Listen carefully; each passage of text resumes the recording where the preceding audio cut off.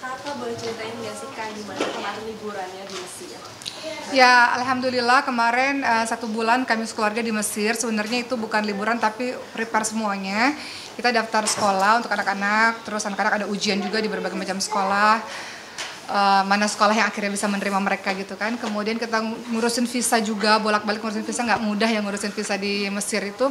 Saya sendiri juga ada ujian-ujian juga untuk bisa masuk universitas. Kemudian kita pilih rumah, ya cari-cari rumah untuk kita tinggal di sana.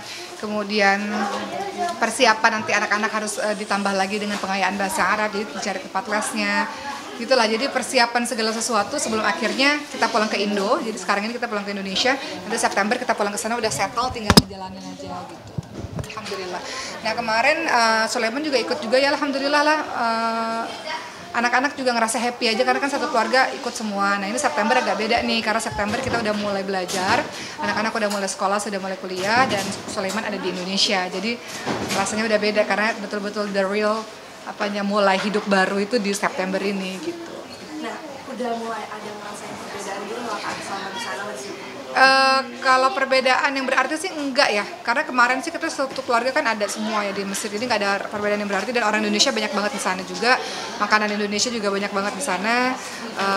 Jadi nggak ada kesulitan atau nggak ada culture shock yang luar biasa tuh nggak ada.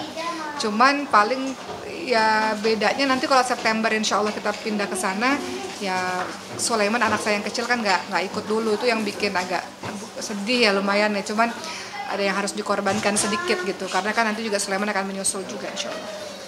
Kalau untuk anak-anak tuh adaptasinya gimana kan? Setiap anak pasti beda-beda ya, ada yang cepat gitu, ada yang cukup lama. Kalau untuk anak-anak, karena memang sebenarnya di Indonesia tuh sudah dikondisikan untuk mereka sekolah di sekolah Arab, dan di pesantren kita kan ada pesantren juga sudah dikondisikan dengan lingkungan orang-orang Arab gitu, sehingga mereka nggak terlalu culture shock ketika bergaul dengan culture yang cukup berbeda dengan bahasa yang berbeda. Jadi nggak ada masalah sih kalau untuk adaptasi itu nggak ada yang berbeda, karena di Indonesia sendiri mereka udah biasa gaul dengan lingkungan Arab gitu, dan mereka juga udah bisa bahasa Arab kan, jadi nggak ada kesulitan yang berarti, karena sebenarnya persiapan bahasa Arab ini sudah dilakukan 2-3 tahun ke belakang sebelum kita akhirnya betul-betul pindah ke Mesir gitu.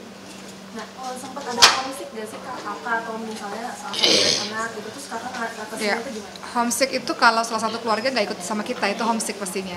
Tapi kalau keluarga semuanya ikut kayak bulan kemarin Juli ya, satu keluarga ikut semua, itu nggak ada homesick sih sebenarnya. Homesick tuh kalau misalnya keluarga nggak lengkap, nah itu yang bikin homesick. Dan saya rasa September ini agak berat juga buat saya karena Sulaiman kan ada di Indonesia gitu. Saya cuma berangkat sama 3 anak dan ibu saya juga. Ya harapannya sih bisa semuanya bisa kumpul, tapi kan namanya baru pindah kan, semuanya masih butuh adaptasi, butuh proses. Jadi nyicil dulu nih yang pindah nih, baru nanti semua keluarga ikut pindah insya Allah. Ada momen lucu gitu kakak selama di sana? Momen apa? Momen lucu, misalnya hal yang kakak nggak tahu kalau di sana tuh seperti itu, terus jadinya tahu gitu. Bukan momen lucu sih, momen lebih ke bersyukur ya.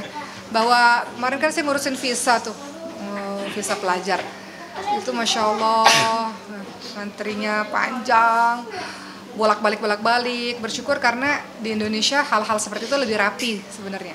Jadi negara kita ini hebat juga karena dalam pengurusan administrasi kita rapih dan simple gitu. Nah kalau di Mesir ini kita butuh waktu yang berminggu-minggu, bolak-balik berhari-hari gitu. Jadi di satu sisi setiap negara kan ada plus minus ya, tapi ketika saya lihat ke Mesir, ternyata di Indonesia salah satu yang unggul adalah kita tertib dalam urusan administrasi, rapi, disiplin, cepat, efisien gitu. Dan harus banyak-banyak sabar. Kalau di Mesir itu orang-orang sering bilang Mesir itu dari kata mim, sod, dan ro, jadi Mesir kan, jadi Mesir. Mim itu muskilah, banyak masalah di sana gitu katanya. Terus sober, karena banyak masalah ya harus banyak sabar di sana. Terus rahmah, penuh dengan rahmat dari Allah SWT, karena itu bumi para nabi gitu. Jadi ya banyak sabar sih kalau di Mesir itu ya.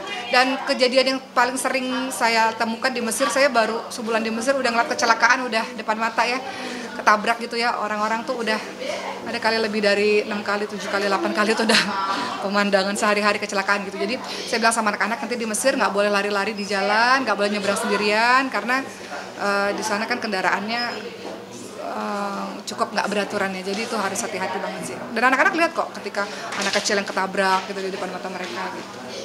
Respon mereka gimana Kak? Kaget?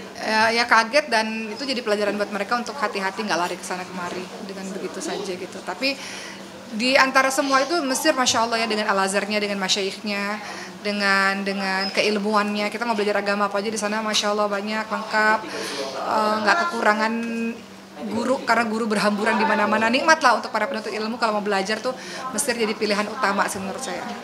Dan berarti untuk persiapan finansial visa gitu Pak, ada yang persiapan khusus nggak sih, terutama buat anak-anak? Persiapan khusus tuh sebenarnya lebih ke persiapan ilmu sih. Bahasa mereka memang udah bisa, tapi kan harus diperkaya lagi ya bahasa Arabnya. Dan di Mesir itu kan tidak hanya bahasa Arab, bahasa Inggris, tapi ada bahasa Perancis, bahasa Jerman juga gitu. Jadi bahasa tuh jadi nomor satu sekarang selain Quran ya. Karena di sekolah itu kan mengharuskan kelas 4 SD harus 8 juz, kelas berapa SD harus sekian juz. Jadi sekarang yang dikejar sebenarnya mereka sibuk tiap hari dengan bahasa Arab mereka dan Quran mereka supaya nggak terlalu tertinggal jauh sama teman-teman yang ada di Mesir gitu. Selain ngurusin untuk ke sana, untuk di sana, Kakak ada jalan-jalan dulu sama anak-anak atau pergi kemana, main kemana? Selama di Mesir kemarin memang anak-anak kan sebenarnya ikut sekolah musim panas juga ketika di Mesir kemarin waktu kami datang kemarin. Dan anak-anak enjoy banget, mereka ikut les berkuda di Mesir. Dan Mesir itu karena siangnya panas, jadi malamnya itu orang-orang beraktivitasnya di malam hari. Kadang-kadang kalau lagi liburan tuh di taman-taman tuh bisa sampai jam 12 malam, jam 1 malam gitu. Jadi kehidupannya kehidupan malam sebenarnya. Nah anak-anak juga happy, dia berkuda malam-malam hari ya. Jadi ya nggak panas kan kalau malam-malam kan. Jadi mereka, kita banyak pergi ke taman-taman sih. Kalau di Mesir tuh banyak banget taman-taman gitu kan untuk menikmati udara luar. Dan mereka lagi serius banget pengen berkuda di Mesir gitu.